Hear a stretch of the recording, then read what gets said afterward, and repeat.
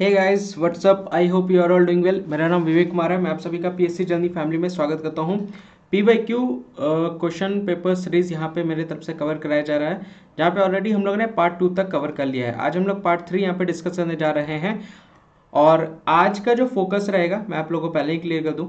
जैसे हम लोगों ने जो पहला पार्ट था वहाँ पे हम लोगों ने ancient history, modern history, medieval history, वहाँ के क्वेश्चंस हम लोगों ने डिस्कस किए थे।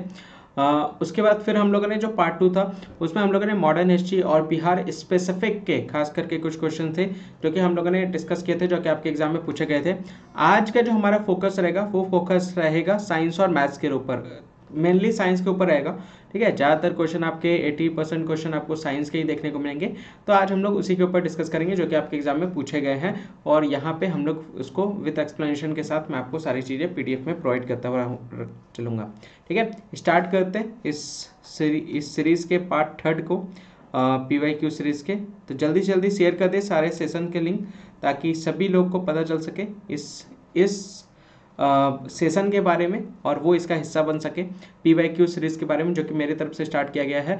रेगुलर बेसिस पे मंडे टू सैटरडे ये आपकी सीरीज़ रनिंग में रहेगी, और जितने भी क्वेश्चंस आपके एग्जाम में पूछे गए हैं लास्ट 5 ईयर्स, लास्ट 10 ईयर्स में, वो सारे क्वेश्चंस हम लोग यहाँ पे मिक्स तरीके से डिस्कस करते हुए चलेंगे। ठीक है, तो आज का जो सबसे पहला क्वेश्चन है वो आपके सामने ये रहा। क्वेश्चन को ध्यान से पढ़िएगा, क्वेश्चन नंबर लिख करके आंसर करते हुए चलिएगा, और ध्यान रखिएगा जितने भी क्वेश्चन आपके सही होंगे उसको याद रखिएगा। आउट ऑफ जितने भी क्वेश्चन होंगे 20 क्वेश्चंस के आसपास हैं, तो जितने क्वेश्चन सही होंगे वो आपको कमेंट सेक्शन में मेंशन करना है कि आपके कितने सही हुए, कितने मार्क्स आपके आए हैं आउट ऑफ 20, ये आपको बताना है। Each question carry single marks. पहला क्वेश्चन आपके सामने ये रहा। निम्न में से किसका पीएच मान जो है वो 7 है? Which of the following has pH value 7? ये आपको बताना है। ए प्योर वाटर, शुद्ध पानी, बी न्यूट्रल सॉल्यूशन, उदासीन विलयन, सी बेसिक सॉल्यूशन, क्षारीय विलयन, डी एसिडिक सॉल्यूशन, अम्लीय विलयन, ई उपयुक्त में से कोई नहीं, उपयुक्त में से एक से अधिक। Which one is the right answer? इस तरह के क्वेश्चन में जनरली बहुत से लोग कंफ्यूज होते हैं और गलत कर बैठते हैं। पीएच मान 7 की बात यहाँ पे कही जा रही है, थोड़ा सा ध्यान से समझते हुए चलिएगा क्वेश्चन। तो इसका सही आंसर ये आपको बताना है। ठीक है, देखिए पीएच मान 7 मतलब क्या होगा? That is neither acidic nor basic. ये तो फिक्स है ना, नाइदर एसिडिक नॉर बेसिक, ये ध्यान में रखिएगा। मतलब जिसके अंदर ना ही अम्लीय के गुण हो ना ही क्षारीय के गुण हो। तो ऑप्शन नंबर सी और डी ऐसे ही खत्म हो गया। सी और डी ऐसे ही खत्म हो रहा है। न्यूट्रल सॉल्यूशन तो आपका पीएच वैल्यू 7 होता ही है, प्योर वाटर का भी पीएच वैल्यू 7 होता ही है। तो ये दोनों is the right answer, that is option number E is the right answer. ये ध्यान रखिएगा, E is the right answer. तो ऑप्शन नंबर ई जिन्होंने सही टिक किया है, जिन्होंने मेंशन किया है आंसर में, उनका आंसर सही है। ठीक है, तो ये इसका राइट आंसर है ऑप्शन नंबर ई। ठीक है, नेक्स्ट क्वेश्चन की तरफ बढ़ते हैं, आगे बढ़ते हैं नेक्स्ट क्वेश्चन की तरफ। ट्राइग्लिसराइड क्या है? ट्राइग्लिसराइड क्या है? ए प्रोटीन, बी कार्बोहाइड्रेट, सी फैट, डी मिनरल, या उपयुक्त में से कोई नहीं, उपयुक्त में से एक से अधिक। Which one is the right answer? Triglyceride के बारे में यहाँ पे पूछा जा रहा है। तो व्हाट इज ट्राइग्लिसराइड, ये आपको बताना है।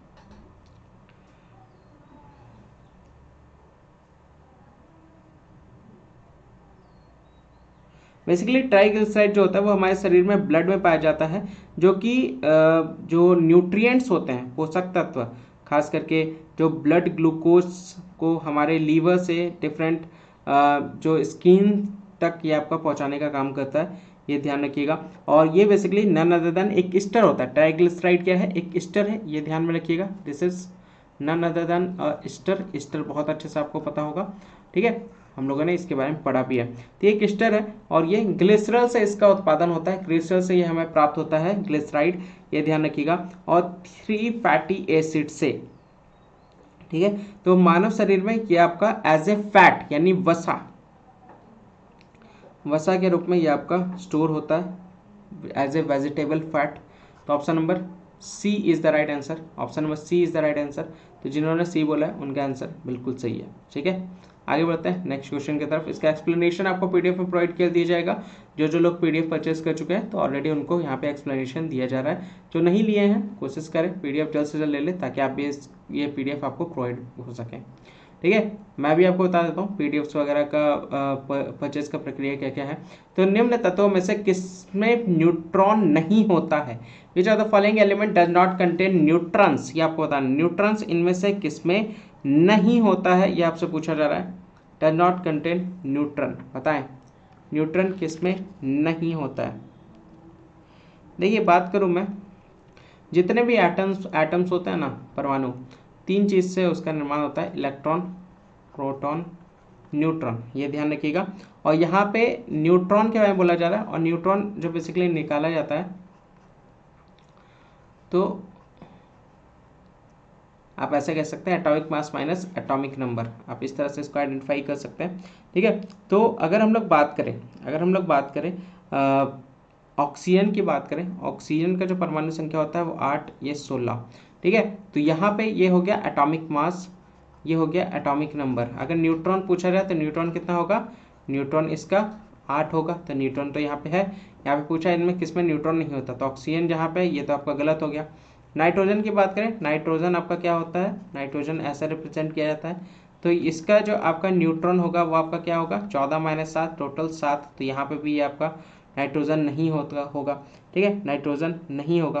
कॉपर आपका 29, तो ये तो इसमें ऑलरेडी अवेलेबल है। हाइड्रोजन की बात करें तो हाइड्रोजन में आपको, आप देख सकते हैं हाइड्रोजन का जो होता है, अगर हम लोग बात करें हाइड्रोजन का जो सिंबॉलिक रिप्रेजेंटेशन है, आप यहाँ पे देख सकते हैं इसके 3 पार्ट होते हैं। ठीक है, 3 आइसोटॉप होते हैं, एक होता है प्रोटियम, ड्यूटेरियम और एक ट्राइटियम, 3 होता है। ठीक है, तो यहाँ पे आप कह सकते हैं 1H1, 1H2, 1H3।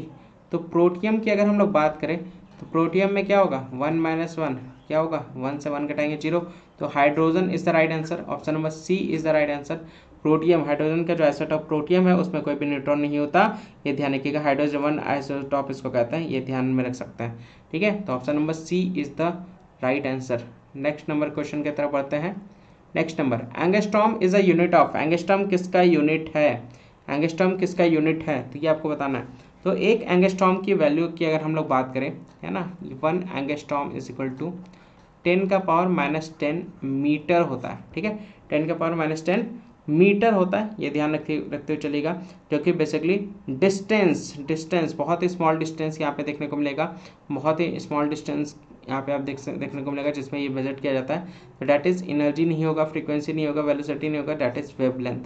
Wavelength is the right answer, ये ध्यान रखिएगा, वेवलेंथ का यूनिट है। ऑप्शन नंबर ए जिन्होंने बोला है उनका आंसर बिल्कुल सही है। लिंक को ज़्यादा से ज़्यादा शेयर करें, इतने कम लोग ज्वाइंट है, शेयर करें ज़्यादा से ज़्यादा ताकि बाकी लोग भी ज्वाइन हो सके, बाकी लोग भी इस सीरीज का हिस्सा बन सके। क्लियर, तो option number A is the right answer. Next आगे बढ़ते हैं नेक्स्ट क्वेश्चन की तरफ।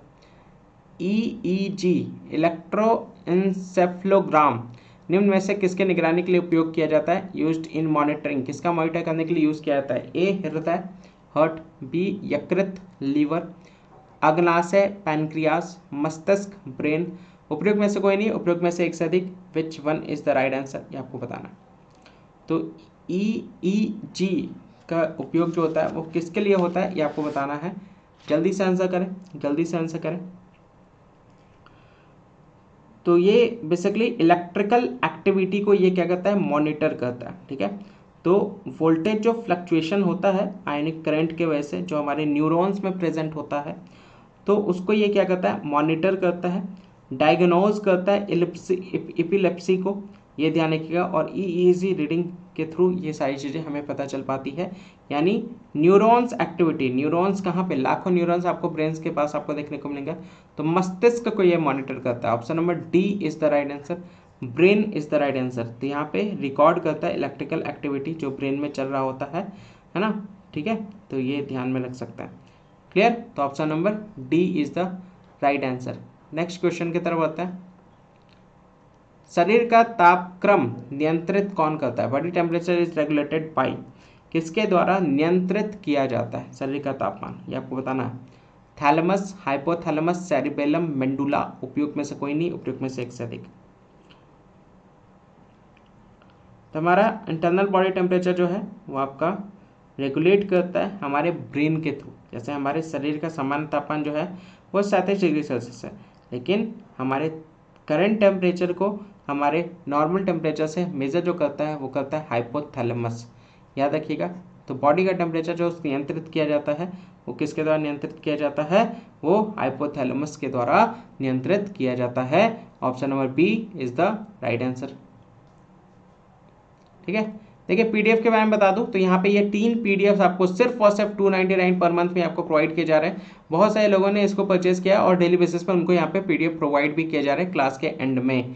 तो इसकी क्लास आपकी सुबह में 11 बजे होती है, इसकी क्लास 11:45 में रेगुलर आपकी क्लासेस, आपका टेस्ट होता है करंट अफेयर के, ये ध्यान रखिएगा। बाकी द हिंदू की क्लास रात में 10 बजे होती है।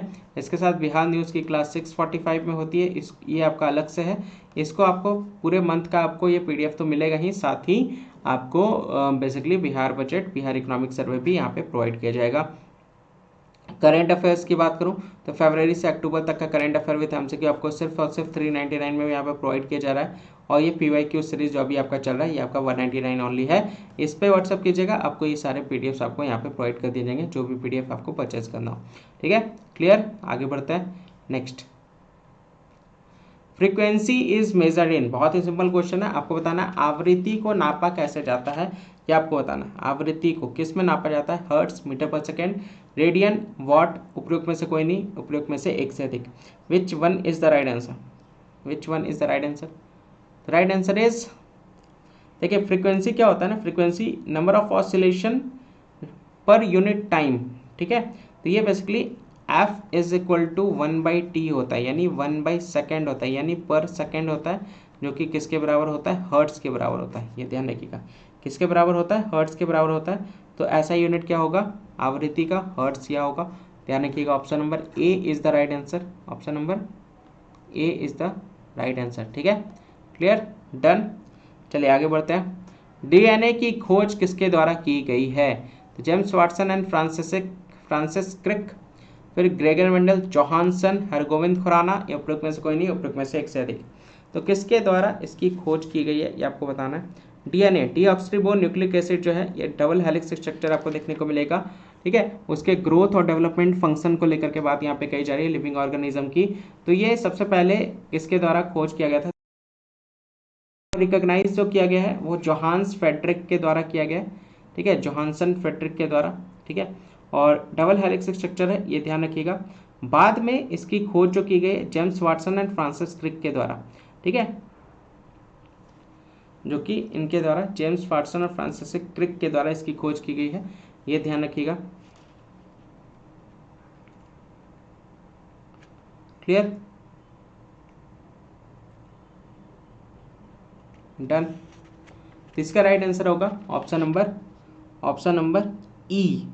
तो यहाँ पे देख सकते हैं दोनों के द्वारा, आप यहाँ पे देख सकते हैं, देखिए आइडेंटिफाई यहाँ पे किया गया था इनके द्वारा, और दोनों के द्वारा यहाँ पे बेसिकली इसकी खोज की गई है, यहाँ पे आप देख सकते हैं। तो option number E is the right answer. ठीक है, E is the right answer. जो एक्सपेरिमेंट के थ्रू जहाँ पे डीएनए मॉलिक्यूल्स के बारे में डिस्कवर जो किया गया है, डीएनए के हेलिक्स स्ट्रक्चर के बारे में, और एक्सपेरिमेंटल डेटा जो कलेक्ट किया गया है वो जेम्स वाटसन और फ्रांसिस क्रिक के द्वारा, और आइडेंटिफाई जो किया गया, रिकॉग्नाइज जो, तो दोनों का यहाँ पे मिली भगत है। तो यहाँ पे आप देख सकते हैं option number E is the right answer. ठीक है, तो ये ध्यान में रख सकते हैं। इसमें बहुत सारे लोग ने पहले वाले पे टिक करके आ गए थे, जो कि आंसर उनका गलत हो गया था।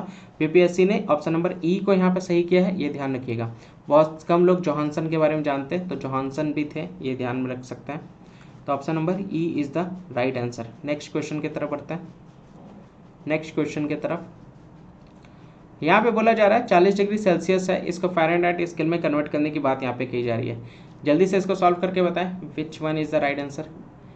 Which one is the right answer? जल्दी से इसको सॉल्व करके बताएं, which one is the right answer? देखिए 40 डिग्री सेल्सियस है, इसको हम लोग यहाँ पे सॉल्व करते हैं। देखिए क्या बोला जा रहा है, आप लोगों ने एक फॉर्मूला पढ़ा होगा, 9/5 degree Celsius plus 32 equal to Fahrenheit, यही है। हम लोगों को 40 डिग्री सेल्सियस मेंशन किया हुआ है, तो 9/5 को जब हम गुना करेंगे 40 से प्लस 32 करेंगे, तो आप इसको सॉल्व करें, ये क्या होगा 5 8 9 8 जस्ट 72 प्लस 32, और ये किसके बराबर हो जाएगा? ये आपका 104 डिग्री फ़ारेनहाइट के बराबर होगा। तो which one is the right answer? Which one is the right answer? Option number A is the right answer, ये ध्यान रखिएगा। Option number A 104 degree Fahrenheit. ठीक है, क्लियर, डन। आगे बढ़ते हैं। नेक्स्ट की तरफ बढ़ते हैं। इलेक्ट्रिक पावर का यूनिट आपको बताना है, इलेक्ट्रिक पावर का यूनिट। ठीक है, इलेक्ट्रिक पावर का यूनिट क्या होता है? Ampere, volt, coulomb, watt. बताएं इसका आंसर। तो electric power is equal to voltage into current, volt ampere, और 1 वोल्ट एम्पियर 1 वाट के बराबर होता है। तो option number D is the right answer. जिन्होंने डी बोला है उनका आंसर बिल्कुल सही है। ठीक है, D is the right answer. Next question की तरफ। आइंस्टीन को नोबेल प्राइज जो दिया गया था वो किस कार्य के लिए मिला था उनको, ये आपको बताना है। Relativity, Bose Einstein condensation, mass energy equivalence, photo electric effect, इनमें से कोई नहीं, उपरोक्त में से सभी। तो किसके लिए इनको नोबेल आपको बताना है। बेसिकली इनके द्वारा खोज की गई थी, डिस्कवरी किया गया था law of photo electric effect का। तो the right answer is option number D. तो जिन्होंने ऑप्शन नंबर डी बोला उनका आंसर बिल्कुल सही है। ठीक है, आगे बढ़ते हैं नेक्स्ट क्वेश्चन की तरफ। कोशिका का शक्ति स्रोत क्या होता है वो आपको बताना है। Power house of the cell किसको कहा गया है? बहुत बार ये क्वेश्चन पूछा गया है और बहुत बार देखिए ये बोनस वाले क्वेश्चन होते हैं और सभी लोग इस तरह के क्वेश्चंस में मार्क्स गेन करते ही हैं। ठीक है, इसमें कोई दो राय नहीं है, ऑप्शंस पढ़ने की भी जरूरत नहीं है। Power house of the cell सभी लोग को पता है, माइटोकॉन्ड्रिया ढूंढिए कहाँ पे, ऑप्शन नंबर बी। तो option number B is the right answer. ये बहुत छोटे ऑर्गेनेल्स होते हैं, अंग होते हैं जो कि कोशिका के अंदर में पाए जाते हैं और इन्हीं से ऊर्जा हमें प्राप्त होता है खाने की मदद से। ठीक है, इसी प्रोसेस को सेलुलर रेस्पिरेशन कहा जाता है। ठीक है, कोशिकीय श्वसन जिसको कहा जाता है, ये ध्यान रखिएगा, और इसीलिए इनको power house of the cell कहा जाता है। तो option number B is the right answer. ठीक है, option number B is the right answer. अगले की तरफ बढ़ते हैं। इलेक्ट्रिकल मोटर की बात यहाँ पे की जाए, विद्युत मोटर में क्या बोला जा रहा है ये आपको बताना है। कौन सा कथन इसमें से सही है? ऊष्मा को विद्युत ऊर्जा में बदला जाता है, विद्युत ऊर्जा को ऊष्मा में बदला जाता है, विद्युत ऊर्जा को यांत्रिक ऊर्जा में बदला जाता है, यांत्रिक ऊर्जा को विद्युत ऊर्जा में बदला जाता है। उपरोक्त में से कोई नहीं, उपरोक्त में से एक से अधिक बताना है आपको। विच one is the right answer? देखिए इलेक्ट्रिक मोटर है तो ऑब्वियस सी बात है, पहले स्विच ऑन करेंगे, स्विच ऑन करेंगे यानी विद्युत ऊर्जा की शुरुआत होगी। सबसे पहले विद्युत ऊर्जा आपका होगा, विद्युत ऊर्जा से बाद में ये आपका कन्वर्ट होता है। तो विद्युत ऊर्जा से शुरुआत हुआ तो विद्युत या ऊष्मा ऊर्जा से विद्युत ऊर्जा, ये तो गलत हो गया। यांत्रिक ऊर्जा से विद्युत ऊर्जा, ये भी गलत हो गया। विद्युत ऊर्जा से ऊष्मा, ऊष्मा क्या एनर्जी में कन्वर्ट होता है? नहीं नहीं नहीं नहीं, यांत्रिक ऊर्जा में ये कन्वर्ट होता है। तो option number C is the right answer. Electrical energy is converted into mechanical energy, ये ध्यान रखते हुए चलेगा, mechanical energy. Option number C is the right answer. ठीक है, C is the right answer. आगे बढ़ता है नेक्स्ट क्वेश्चन की तरफ। एड्स किन कारणों से होता है? ए पानी, बी जीवाणु, सी वायरस, डी फफूंद। उपरोक्त में से कोई नहीं, एक से अधिक। एड्स का कारण क्या होता है? एक्वायर्ड इम्यूनोडेफिशिएंसी सिंड्रोम इसका फुल फॉर्म है। ये बेसिकली थ्रेटनिंग कंडीशन है जो कि एक विषाणु वायरस की वजह से होता है। उस वायरस का नाम क्या है बता दीजिए जल्दी से, उस वायरस का नाम क्या है? तो that is HIV, human immunodeficiency virus. ठीक है, किसके वजह से होता है? HIV की वजह से होता है। इसको सबसे पहले जो रिकॉग्नाइज किया गया था United state centre disease control and prevention. तो डिजीज कंट्रोल एंड प्रिवेंशन से इसको आइडेंटिफाई किया गया था, centre of disease control and prevention 1981 में, कि एड्स जो काउज होता है वो HIV इन्फेक्शन की वजह से होता है और ये विषाणु। Option number C is the right answer. ठीक है, C is the right answer. आगे बढ़ते हैं नेक्स्ट क्वेश्चन की तरफ। मानव शरीर में कितना प्रतिशत पानी होता है ये आपको बताना है। 70%, 20 से 30%, 10 से 20%, 30 से 40%, इनमें से कोई नहीं, उपरोक्त में से एक से अधिक। तो बताइए कितना प्रतिशत पानी होता है मानव शरीर में? कितना प्रतिशत पानी होता है मानव शरीर में? तो अगर हम लोग एवरेज की बात करें, औसतन की बात करें, तो एक एडल्ट की बात कर रहे हैं, है ना, वयस्क की बात कर रहे हैं, तो उसमें 60 से 70% पानी होता है। ठीक है, और ये सारे पानी जो होते हैं मानव में बेसिकली कोशिका में आपको देखने को मिलता है, कोशिका में। तो लगभग 70% पानी जो है उसके अनुसार आपका कहाँ पे होता है? कोशिका में, यानी मानव शरीर में आपका पाया जाता है। ठीक है, क्लियर, डन, समझ में आया? अगले क्वेश्चन की तरफ बढ़ते हैं। ह्यूमिडिटी को मेजर करने के लिए किस उपकरण का उपयोग किया जाता है?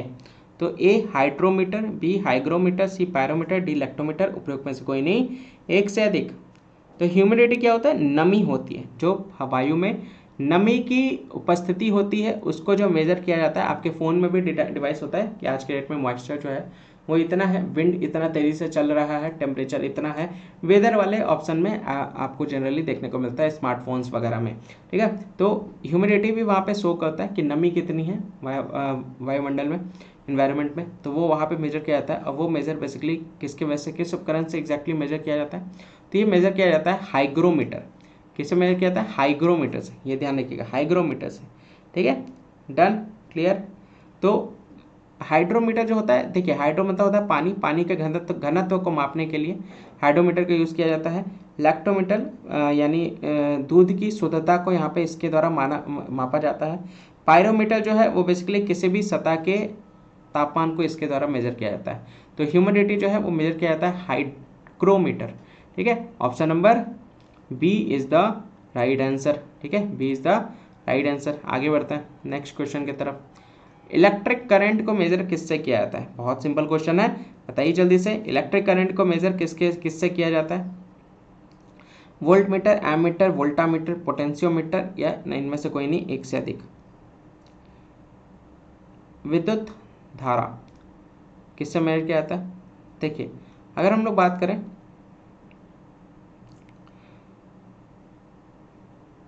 पोटेंशियल डिफरेंस को मेजर किया जाता है पोटेंशियोमीटर से। वोल्टामीटर की अगर हम लोग बात करें, वोल्टामीटर इलेक्ट्रिक चार्ज को मेजर करता है। एम मीटर इलेक्ट्रिक करंट को मेजर करता है, तो option number B is the right answer. और वोल्ट मीटर जो होता है वो बेसिकली वोल्टेज को मेजर करता है। तो यहाँ पे विद्युत धारा पूछ रहा है, तो ammeter is the right answer. Option number B is the right answer. Clear हो रहा है सभी को समझ में आ रहा है। एक बार थम्स अप कर दीजिए, एक बार थम्स अप कर दीजिए। सेशन को शेयर नहीं किया आप लोगों ने, इतने लोग कनेक्टेड अभी तक शेयर नहीं किया, इतने कम लोग में कैसे चलेगा, फिर मुझे ये सीरीज खत्म करना पड़ेगा। ज़्यादा से ज़्यादा शेयर करें आप लोग शेयर नहीं करते अपने सारे फ्रेंड सर्कल में। PYQ सीरीज स्टार्ट किया है मैंने, और ये रेगुलर बेसिस पे मंडे टू सैटरडे रात में 8 बजे होती है। इनवाइट करें सभी लोगों को। 2 लेक्चर्स हुए हैं, तीसरा लेक्चर्स हो रहा है पार्ट 3, ताकि सभी लोग इसका हिस्सा बन सके, ठीक है। अगले क्वेश्चन की तरफ बढ़ते हैं। अभी तक हम लोग सारे साइंस के प्रश्न कवर कर रहे थे, अब हम लोग पहुँचते हैं किसके तरफ, गणित के तरफ, मैथ्स के तरफ। ये मैथ्स का क्वेश्चन आपको यहाँ पे देखने को मिलेगा। आंसर करें, इसको सॉल्व करें। यदि 3 इज इक्वल टू 3 का पावर x प्लस 8 है, 27 का पावर 2x प्लस 1 है, तो x का मान क्या होगा ये आपको बताना। x का मान क्या होगा, बहुत सिंपल क्वेश्चन है। देखिए मैं आपको यहाँ पे बता देता हूँ, सॉल्व करें इसको, जल्दी से बताएं इसका आंसर सॉल्व करके। 3 का पावर x प्लस 8 है और 27 का पावर क्या है, 2x प्लस 1 है। देखिए हमेशा याद रखिएगा, a का पावर अगर m है और a का पावर अगर n है, तो फिर क्या होता है, जब बेस आपका समान होगा तो पावर फिर आपका सेम हो जाएगा। लेकिन यहाँ पे बेस समान है क्या, सेम है क्या, नहीं है। तो हमें क्या करना है, इस 27 को क्या हम लिख सकते हैं, 3 इंटू 3 लिख सकते हैं ना। और इसी 3 इंटू 3 को 3 का पावर 3 लिख सकते हैं ना, लिख सकते हैं, बिल्कुल लिख सकते हैं। तो उसी तरह से 27 का पावर 2x प्लस 1 है, तो हम लोग इसको लिख सकते हैं 3 का पावर 3 2x प्लस 1। लिख सकते हैं कि नहीं लिख सकते, हमने 27 को 3 का पावर लिख दिया। तो वैसे ही यहाँ पे भी कर दीजिए, 3 का पावर x प्लस 8, 3 का पावर 3 और ब्रैकेट में 2x प्लस 1, क्योंकि 3 तो सभी से मल्टीप्लाई होगा ना। मल्टीप्लाई करें इसको, 3 का power x plus 8 is equal to, ये 3 को 2 से मल्टीप्लाई किया तो 3 का पावर 6x, और 3 को फिर 1 से मल्टीप्लाई किए 3, ब्रैकेट ओपन कर दिए। अब यहाँ पे देखिए इस फार्मूला पे जाइए, इस फार्मूला पे दोनों का बेस समान है, यहाँ पे भी दोनों का बेस सेम है, तब क्या होगा, पावर आपका इक्वल होगा कि नहीं होगा, पावर इक्वल होगा कि नहीं होगा, बिल्कुल होगा, होगा कि नहीं होगा, बिल्कुल। अब इसको सॉल्व करें तो x को जब इधर 6x लेके आए तो माइनस में आएगा, 3 है इधर, प्लस 8 है इधर लेके आएंगे तो माइनस 8 होगा। सॉल्व करें, प्लस माइनस माइनस होता है तो 6 में से 1 घटाएं, 5x। बड़ा कौन है, 6 के सामने माइनस का साइन है, दे दिए। यहाँ पे 3 में से 8 गया तो प्लस माइनस माइनस होता है, 3 के आगे प्लस है, यहाँ पे माइनस, तो माइनस के 8 में से 3 गया 5। बड़ा 8 है तो इसके पास माइनस साइन है तो माइनस कर दी, माइनस माइनस कट गया दोनों तरफ से, तो 5x इज इक्वल टू 5 आ गया। 5x इज इक्वल टू 5 और x इज इक्वल टू क्या आ गया 5/5। कितना आया, x की वैल्यू कितनी आई, x की वैल्यू कितनी आई 1 आई। ऑप्शन ढूंढिए, x की वैल्यू 1, x की वैल्यू 1, तो which one is the right answer, option number B is the right answer. देखिए इसका पीडीएफ आपको मिल जाएगा व्हाट्सएप पे। आप बहुत से लोग जिन लोगों ने ऑलरेडी पेमेंट कर दिया, आई होप उनको टाइम से अप टू डेट सारे पीडीएफ मिल गए होंगे। ठीक है, दोपहर तक का, इवनिंग तक का जो क्लास था वो सारे पीडीएफ आपको मिल जाते हैं एंड ऑफ द डे में टाइम से। ठीक है, तो ये ध्यान में रखिएगा। तो अगर आपने अभी तक इसको नहीं परचेज किया है, आप परचेज कर सकते हैं और इसको सारे चीज़ को रिकॉर्ड्स कर सकते हैं। ठीक है, 3 का पावर x + 8, 27, 2 का पावर 2x + 1 है। हमने क्या किया, 27 को ही तोड़ दिया, 27 को लिख सकते हैं 3 का पावर 3, तो इसी को 3 का पावर 3 कर दिया और 2x + 1 को ब्रैकेट बनाता है, 3 को 2 से मल्टीप्लाई किए 6x, 3 को 1 से मल्टीप्लाई किए 3। अब हमने क्या किया, बेस सेम है, पावर को हमने बराबर कर दिया, सॉल्व कीजिए, x की वैल्यू 1 आ जाएगी, सही आंसर। ठीक है, ये क्वेश्चन क्लियर। आइए आगे बढ़ते हैं नेक्स्ट क्वेश्चन की तरफ। ये क्वेश्चन आप देखिए, ये क्वेश्चन देखिए, x की वैल्यू यहाँ पे दी हुई है, x की वैल्यू दी हुई है, आपको इसको सॉल्व करके x का क्या मान आता है ये आपको बताना है। सॉल्व कीजिए और जल्दी से बताइए क्या इसका आंसर होगा, जल्दी से बताइए क्या इसका आंसर होगा, सॉल्व कीजिए।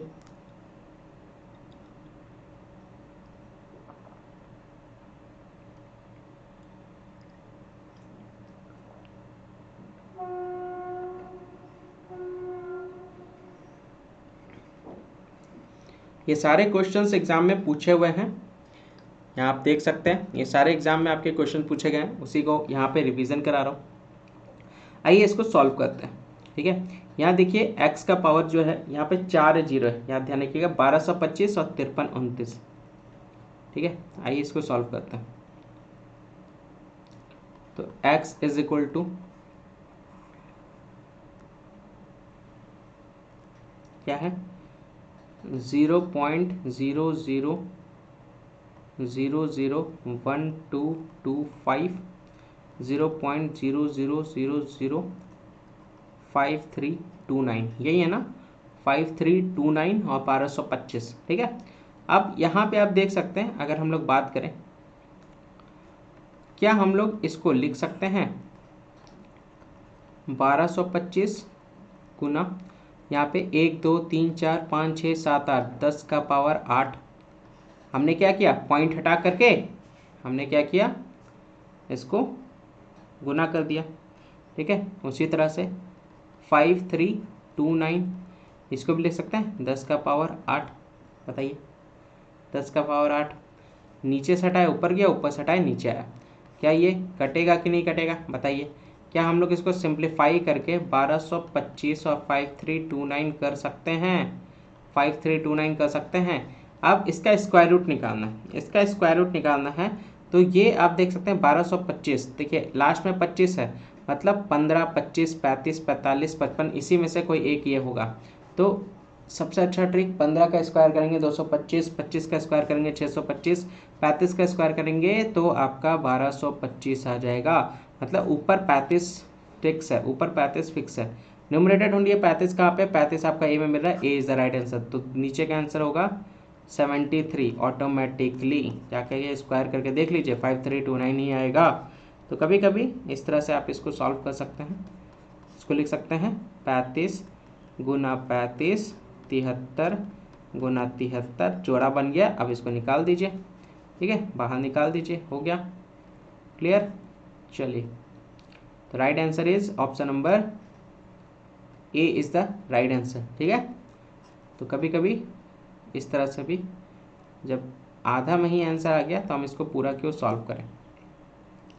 अगले क्वेश्चन की तरफ बढ़ते हैं, अर्थमेटिक्स से है, ये आपको ध्यान रखिएगा। एस यानी सम यहाँ पे दिया हुआ है 2n + 2 1/2, ये इक्वेशन है, इसके n की वैल्यू 1 से 10 तक है, ये यहाँ पे दिया हुआ है। आपको s की वैल्यू निकालनी, यानी सभी टर्म्स को ऐड करके मेरी वैल्यू कितनी आएगी ये आपको बताना है। यानी n की जगह पे 1 रखेंगे तो क्या आएगा, 2 की जगह पे 3 रखेंगे कितना आएगा, सभी वैल्यू जो भी आएगी सभी को जोड़ेंगे तो मेरी s की वैल्यू आ जाएगी। तो इस तरह से आप इसको सॉल्व कर सकते हैं। तो सॉल्व करने का तरीका क्या है, आइए थोड़ा सा मैं आपको बताता हूँ। अर्थमेटिक प्रोग्रेशन, पढ़ा होगा आप लोगों ने, AP GP HP, है ना, क्लास 9-10 में ये टॉपिक था। तो मैं आपको बता दूं कि यहाँ पे बात कही जा रही है कि इक्वेशन है 2n + 1/2 और n की वैल्यू 1 से स्टार्ट होती है और ये आपकी 10 तक जाती है। ठीक है, 10 तक जाती है, ध्यान से समझिएगा। तो अगर हम फर्स्ट टर्म, ए हमारा क्या है, first term, this is called पहला टर्म। पहला टर्म कब होगा, जब n की वैल्यू 1 रखेंगे, और n की वैल्यू जब 1 रखेंगे तो मेरी वैल्यू कितनी आएगी, 2 + 1/2, 5/2, यही तो आएगा, 5/2 यही तो आएगा ए। अगर मैं A10 की बात करूं, ठीक है, लास्ट टर्म की बात करूं, लास्ट टर्म की बात करूं तो n बराबर 10 रखूंगा, यानी 2 × 10 + हाफ, यही तो होगा। तो ये हो गया 20, 20 + हाफ, यही तो होगा 20 + हाफ, 20 हाफ, यानी इसको क्या लिख सकते हैं, 41/2, 41/2, यही तो लिख सकते हैं। अब S10 का फॉर्मूला क्या होगा, S10 का फॉर्मूला n/2 a + an, इसको सॉल्व करके देखते हैं, आई होप आंसर आ जाए। तो n की वैल्यू क्या होती है, 10/2, a की वैल्यू 5/2, लास्ट टर्म है 41/2, कितना आएगा, 10/2 × 46/2। आप देख सकते हैं 2 के वैल्यू 5 बार में, 2 की वैल्यू 23 बार में, 23 × 5, 23 × 5 115, क्या 115 ऑप्शन में है, क्या 115 ऑप्शन में है, अगर ऑप्शन में है तो ये आपका आंसर आ जाएगा 115, 115 option number D, option number D is the right answer. ठीक है, option number D is the right answer. हमने क्या किया, बस हमने पहला टर्म निकाला, पहली संख्या यानी n की वैल्यू 1 रखी, और लास्ट टर्म निकाल दिया कि पहली संख्या यहाँ से स्टार्ट होगी, यानी 5/2 से सीरीज आपका स्टार्ट होगा और खत्म कहाँ पे होगा, 41/2। तो पहला टर्म हमें चाहिए था, ये फॉर्मूला होता, लास्ट टर्म पता था, और टोटल n पता ही है हमें कितना है, 1 से 10 तक है। तो बस फार्मूला पे रखा, आंसर आ गया 115/2, 115 सही। ठीक है, क्लियर, समझ में आ गया। अब बताएं कितने क्वेश्चन सही हुए आप लोगों के, बोला था ना स्टार्टिंग में काउंट करके रखिएगा। तो कमेंट सेक्शन में आंसर करें कि आपके कितने क्वेश्चन सही हुए हैं आउट ऑफ 20, और आपसे आगे जो जो लोग हैं उनको ध्यान रखिएगा, उनको आपको पीछे करते हुए चलना है। वीडियो पसंद आया होगा तो लाइक जरूर कर दीजिएगा, शेयर ज़्यादा से ज़्यादा करें, इस फैमिली को बड़ा करने का प्रयास करें, ज़्यादा से ज़्यादा फ्रेंड सर्कल में क्लासेस के सेशंस को शेयर करें ताकि वो भी इसका हिस्सा बन सके। और चैनल को अगर सब्सक्राइब नहीं किया तो सब्सक्राइब कर लीजिएगा, बेल आइकन पर भी क्लिक कर लीजिएगा ताकि टाइमली नोटिफिकेशन आपके पास पहुँच सके और टाइमली आप क्लासेस को ज्वाइन कर सके। ठीक है, बाकी किसी भी तरह का कोई भी डाउट, कोई भी सेशन, कोई भी फीडबैक अगर आपको देना हो तो आप मुझे यहाँ पे PSC जर्नी 4 पे मेल कर सकते हैं। डिस्क्रिप्शन में आपको सारे सोशल अकाउंट लिंक है, वहाँ पे आप जाकर के फॉलो कर सकते हैं, क्लासेस के लिंक्स वगैरह, डिटेल्स वगैरह वहीं पे आपको प्रोवाइड किए जाते हैं। ठीक है, तो आज के लिए बस इतना ही। जय हिंद, जय भारत।